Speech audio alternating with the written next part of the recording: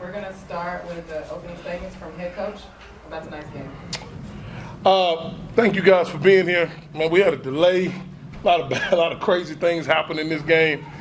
First time I ever coached a football game without the kickers warming up or anything like that. No L in the field. We just kind of had to roll off the bus and go. But I think it speaks to the way that our guys prepare. Since May 29th, man, these dudes have been going. They work extremely hard. I haven't seen everybody in the country practice, but I know don't nobody practice like us. These guys have been through it, and I think you saw their resiliency show up tonight. I'm just extremely happy to be their coach. Questions? Charles Bishop, Dr. Cabills inside the HBCU Sports Lab. Cameron, could you take me through that last play? You got a matchup with a receiver on the linebacker, but just kind of walk us through that play. We had went empty early in the game, and they couldn't really adjust to it. So Coach asked, what do you like here? We said empty again. So virtually we just moved it back out. They didn't adjust. I saw the middle field wide open. I trusted my guy Ojo to beat the backer, and he did, and you saw the results. Yeah, you talked about kind of like the range of emotions in that last drive. I mean, y'all got all the way down into the 2, got pushed back, and then still had the resolve to push it through. I mean, what was going on with you guys during that time? I know pretty much we were pretty calm, but we practiced this before. We've been here before. Like you said on Thursday, practice is where we become us. And so we had a 2-point, we had a 2-minute drive during practice, and we completed it then, and now we're completing it now. And that was pretty much just a show of what we've been doing, and the resiliency that we've been practicing and things like that. Hi, Kim Davis with Chalk Talk. First, Coach, can you talk about what you said to your team and that final drive? However much time is left. What did you say to them? Yeah, I clicked to the offense and I said, I think we got a minute, two timeouts. We did this on Thursday. Fully expect you guys to execute it right now. It was just that simple. We spent a lot of time in situational football, so we got a lot of confidence. Word of the week was what? Confidence. Confidence. Word of the week was confidence. A lot of confidence in how we go about it. And so we just clicked over and we stayed calm. Everybody was going crazy. We knew what we could do.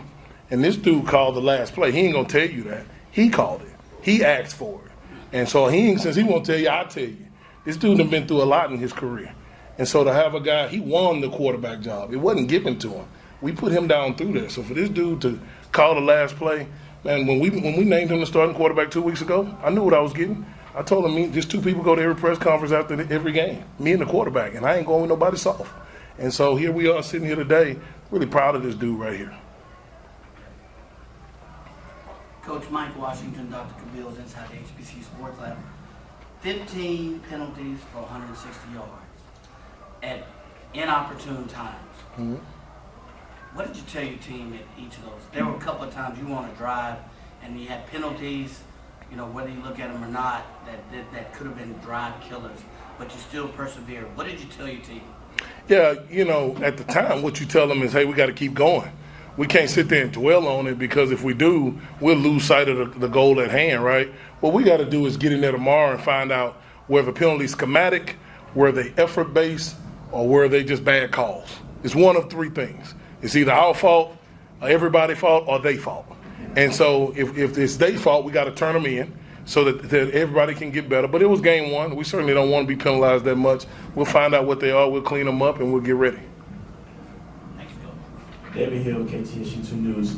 Coach, after a win like this on the road, tough environment, rivalry game, how do you think this will affect the team moving forward throughout this year? I think it gives them confidence in themselves. We got a lot of guys. This is either their last chance to play football or their first opportunity to play football. And so what we told our guys to do is take the first and the last off and just be thankful for the chance. Guys got a chance to play college football at Prairie View A&M. It ain't nothing like it.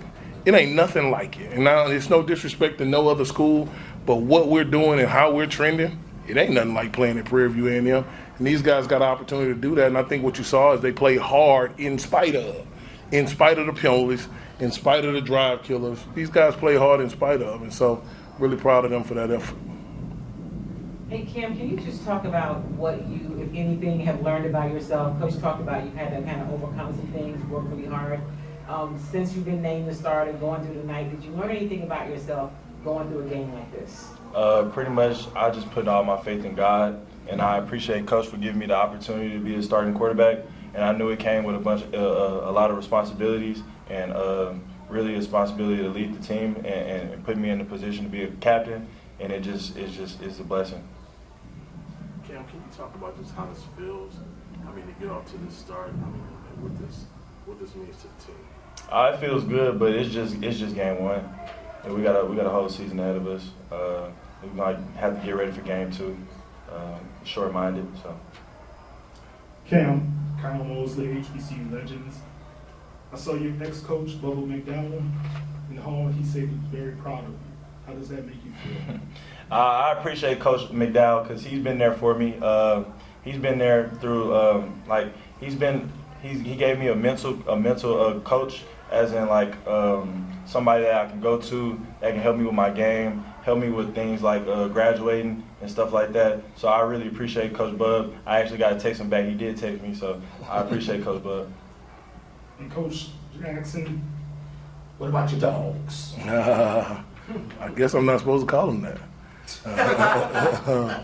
Nobody like my jokes, man. So I'm gonna take me and my grass, and I'm just gonna go ahead about my business, man, and get ready for next week.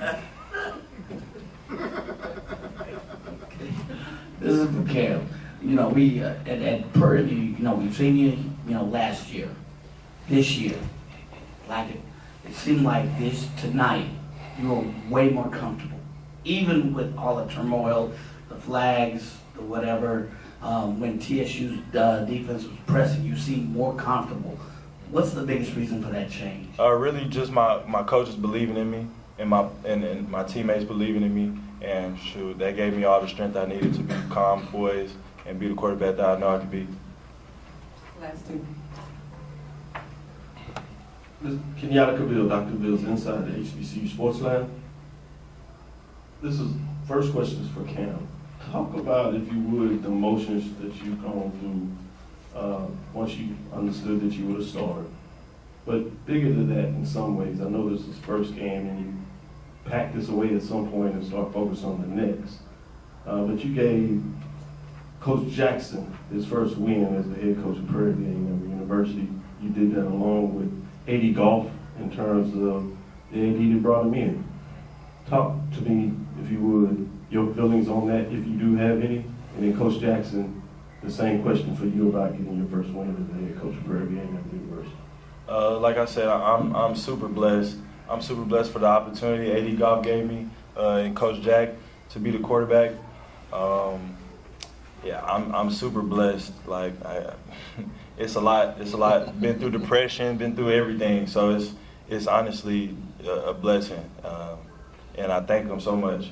So like I said, let's just go and get ready for game two. Yeah, man. Just a D2 guy, right?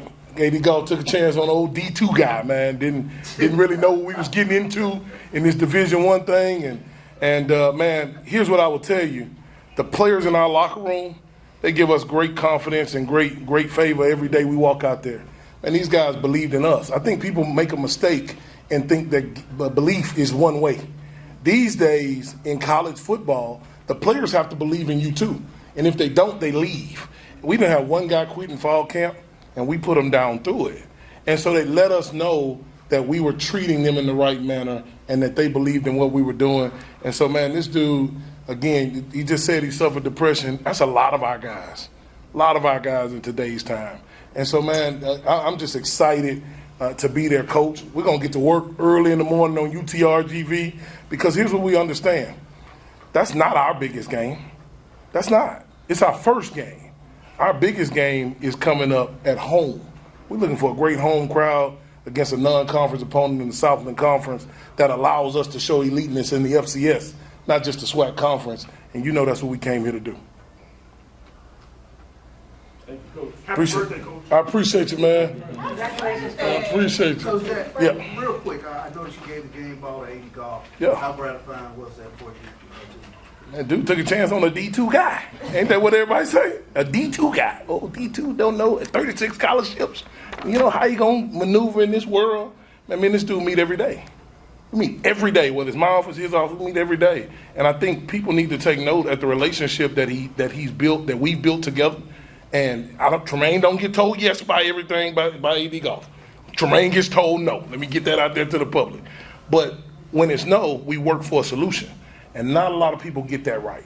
And so I mean this, man. When that dude right there, I wouldn't have came to Prairie View A&M without that dude. And if he leave, BB, I'm gone too. I'm telling you right now, man, because it's one of those situations to where you don't find this often. Then when you add our president to the mix, you don't find this often, especially not on this side of the tracks. Just gonna be brutally honest with you. And so, man, we're excited. Y'all impeding up on my good time. Thank you. I want to note, I gave him the game ball back.